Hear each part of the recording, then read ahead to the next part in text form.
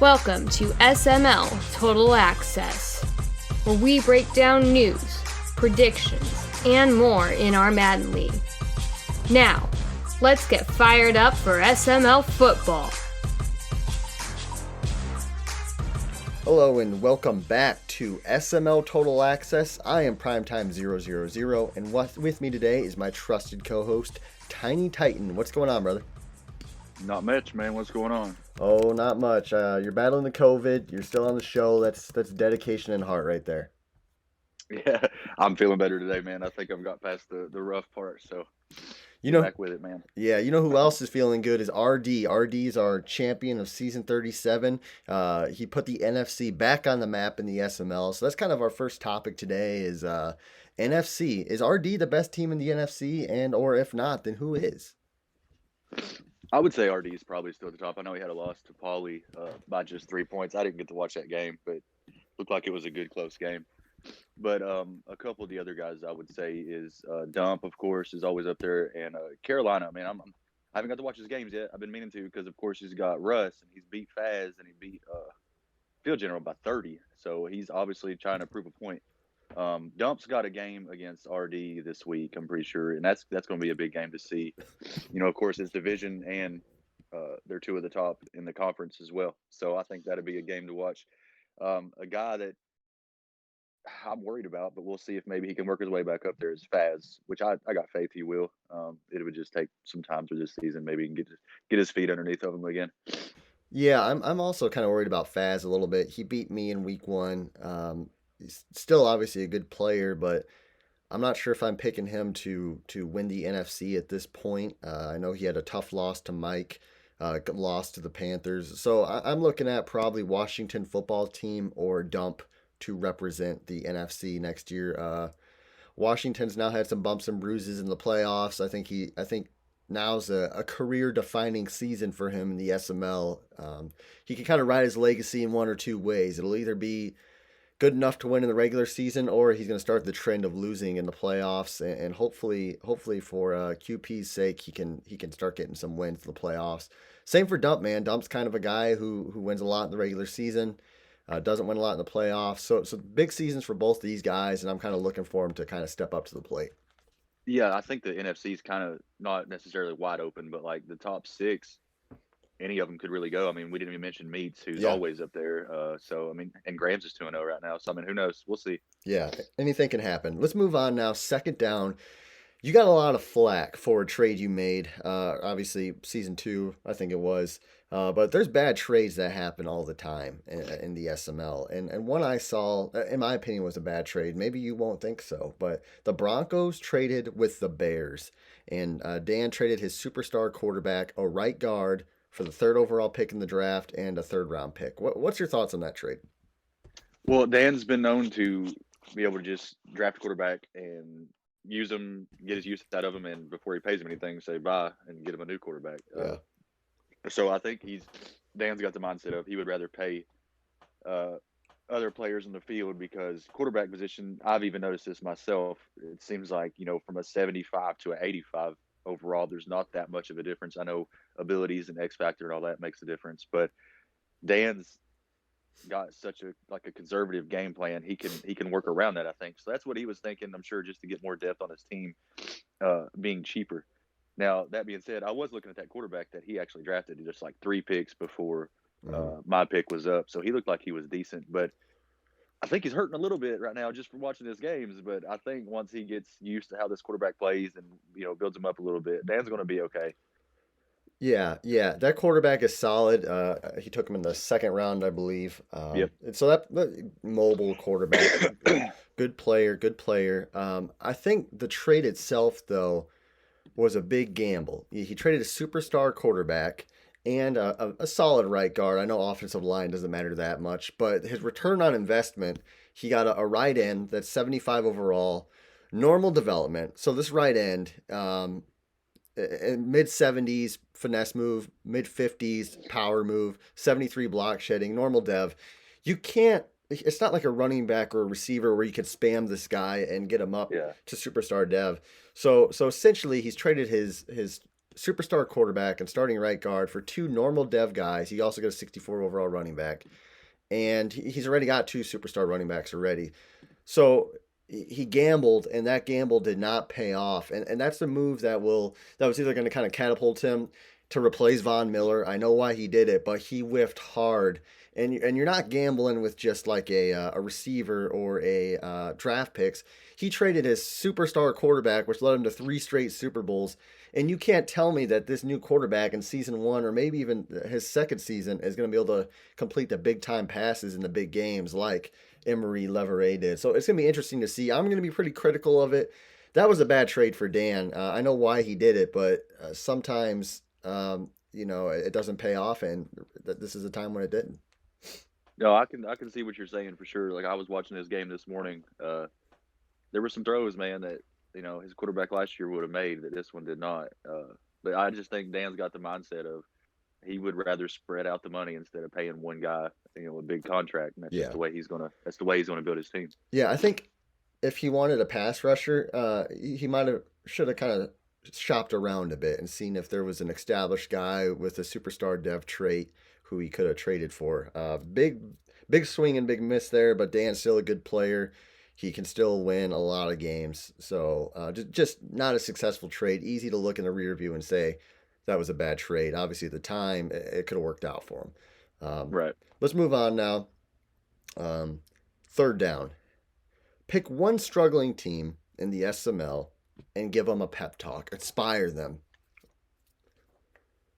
I battled with a few teams here, but I'm going to say just because of the situation and the teams in his division, it would be Fig. That division's up for grabs this year, man. Anybody could really win it, I think. So, and he seems like after that second loss, he was just kind of like talking in chat, like he's just, oh man, I'm going to win 4 games this year or something. I don't remember exactly what he said, but he was just, he had that kind of down attitude of like, just keep going, man. If you can split or do a little better than in your division games, that's huge. Because I think this division is going to be really tight this year, even though Faz has kind of had a stranglehold on it, and last year didn't second place have like 4 wins. Yeah. So it's going to be a lot closer this year, in my opinion. And just stick with it, man. You got a good quarterback, obviously, in that trade we just talked about. So just hang with it, Fig. Yeah, that's good. My inspiring message is going to go to Old Man Woods. The Browns are 1-2, but they lost to Dirty Dan by 6. They lost to the playoff team Ravens by 4. You're right there. You're right. You're not getting your butt whooped. You're not getting blown out of these games. You had Dan on the ropes. You were putting body blows on him, and somehow the stupid sucker did not fall down. That's just Dan. He's a great player. And NYT, look, you guys split every season. It's going to happen. A divisional foe. Listen, you got QP coming up. You've got Future Empire coming up, Rowan, and then the Ravens again. And then two-step. You can do this. You can win. I believe in the Cleveland Browns this season. You've got the skill. Clear your head, play your games, and go out there and sling that freaking rock, and you will make the playoffs. I believe in Cleveland just as much as I believe in anybody else right now in the SML. Yeah, I kind of wish we could have picked one in each conference on this one, because he was one I was looking at as well. Because if you remember, man, the end of last season, it was rough. Like he was just getting spanked, and he's just like, man, I'm lost. I don't know what to do. And this year, like you said, that game against Dan, he was dominating that game, and Dan just pulled it out. So I think Woods will be fine. He's just got, I mean, we're 2-3 games into the season, man. Just let's wait till we get 6, 7, 8 games in, and we'll see where everybody's at. Yeah. I think he'll be fine. No, I think so too. He's just gotta get on a roll. Sometimes it just takes a game or two. I know what it's like. We've talked about it many times. This is a very mental game, and if you get in your head, that can be a dangerous thing. Let's move on now. We're on topic 4. Topic 4, fourth down. Excuse me. Muse made the NFC Championship game last year. People were saying, well, he played the computer in the playoff game. This guy does not have what it takes to be an elite player in the SML. He's looking pretty good right now. What's your thoughts on him? Well, so I'm going to go ahead and tell Faz when he does his meme for every player, he needs to make sure he puts the Michael Jordan, I took that personally meme for Panthers this time, because, man, he's showing he's legit, and he obviously knew he just needed a good quarterback. You're welcome, by the way. for Russell Wilson. But I really want to watch. I think they said they scheduled their game for tomorrow. I want to make sure I'm able to watch that game. I want to see how well he's playing with him. But man, he's definitely better than what everybody was saying he was last year, and he's kind of gone under the radar. Nobody's really said anything about him. Yeah. But he's going to be. I think he's going to be legit this season, man. The way it's looking. Yeah, he's 2-0. He plays a big game against QP. I think they kind of know each other from different leagues. Now they have a podcast in the SML, Flying High. Shout out Flying High podcast. But yeah, D Muse has defeated Faz already, and that was kind of the big game. Like, okay, like now these guys are going to play. Faz missed it, so Faz is going to prove a point and spank up on old D Muse. But that did not happen. D Muse won that game. And now I think with Russell Wilson, he's a legitimate threat in the NFC. He's got 33 points a game. I know we're early in the season, but if he can get past Washington, he's got Denver and the Rams, and that's about it in terms of games where he might not be favored in. So watch out for the Panthers to possibly contend for a bye week in the NFC. Yeah, and you also got to put in there that his division is not awesome. I mean, everybody's kind of average for the most part in that division. So he's going to be the favorite in there, I would say. So yeah, I agree. So there you go, QP dominating. Let's move on now. Extra point time. If you could have any player, retro, whatever, in Madden, NFL player, Madden player, on your team right now, who would you take? All right, probably not a surprise. I'm going to be a homer here and take CJ2K. And you can't lie. I know you picked the Titans when he was in the game with his. Well, I don't even. Did he have 99 speed? It was fast. It was fast. It was so much fun to play with him and Vince Young. I think Vince Young was a little overrated on Madden, but Chris Johnson was just amazing. I couldn't even imagine Meats playing with Chris Johnson. He would get a touchdown every handoff. It would be ridiculous. Yeah, that'd be bad. Yeah, CJ2K was a freak, fast, and he bounced it outside and he was gone. Yeah. Me being a Colts fan, I would probably take this a few ways. I would like to have like a Marvin Harrison out at receiver next to DK and Paris Campbell, but I'd also pass rushers rule the day, and Dwight Freeney would probably be a big ad, or Bob Sanders, somebody like that on defense. Obviously, if you could make sure to have Mathis and Freeney at the same time, that would be nice. That would be nice. Yes, that would be nice. Obviously, Randy Moss or Michael Vick are big keys, but there's tons of just fun players that we could add. I'm sure that would be freaks of natures to play with. Since I got another topic to bring up here, we're at 12 minutes. Did you see that link I posted in chat just a little bit ago about the dynamic difficulty adjustment court case EA had? I seen the title. I didn't get to check into it, but I did just see what the gist of it, where you said that they went to court over saying the games weren't scripted any type of way. Yeah. So that's been the big debate in SML and other leagues and everything else. People say that EA scripts these games predetermined coming in.